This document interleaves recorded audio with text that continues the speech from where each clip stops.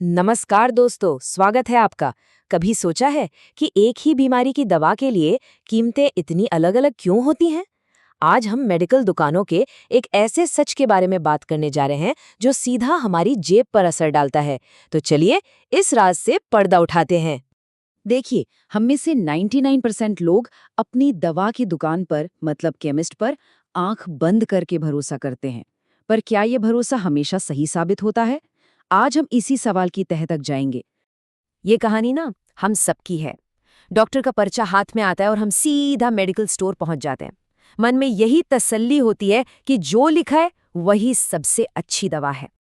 लेकिन एक मिनट, क्या जो दवा हमें मिलती है वो हमेशा हमारी जेब के लिए भी सबसे सही होती है या पर्दे के पीछे कुछ और ही खेल चल रहा है? हकीकत तो ये है कि एक ही बीमारी को ठीक करने वाली दवा के ना कई अलग अलग चेहरे होते हैं, मतलब अलग अलग ब्रांड्स। और ये एक ऐसी बात है जो अक्सर हमें बताई ही नहीं जाती। अब जरा यहाँ देखिए, एक ही दवा, असर भी बिल्कुल एक जैसा, लेकिन एक ब्रांड की कीमत है 150 रुपए और दूसरे की सिर्फ 50। मतलब सीधा 3 गुना का फर्क। ये फर्क आखिर है क्यों? इसका जवाब जानना बहुत जरूरी है। इस पूरे खेल को समझने की चाबी है मेडिसिन सॉल्ट। आप इसे दवा का इंजन समझ सकते हैं।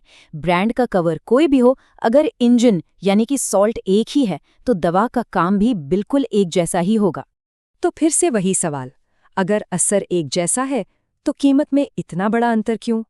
कोई भी एक ही चीज के लिए 3 गुना ज्यादा पैसे भला क्यों देगा?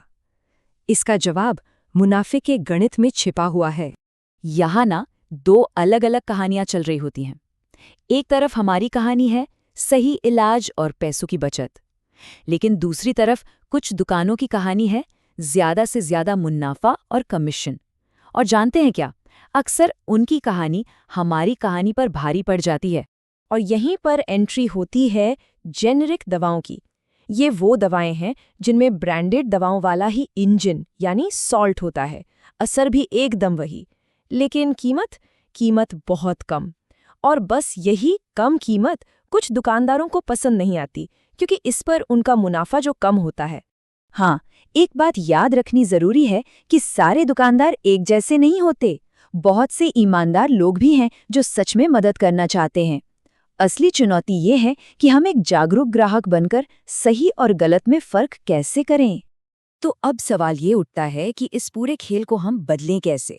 चलिए अब बात करते हैं उन स्मार्ट तरीकों की जिनसे न सिर्फ पैसे बचेंगे बल्कि सेहत से जुड़े सही फैसले भी लिए जा सकेंगे। पैरासीटामॉल को ही ले लीजिए, एक ऐसी दवा जो लगभग हर घर में होती है।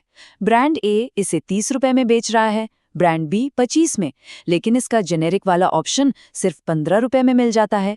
सोचिए, असर वही और कीमत 2 गुनी।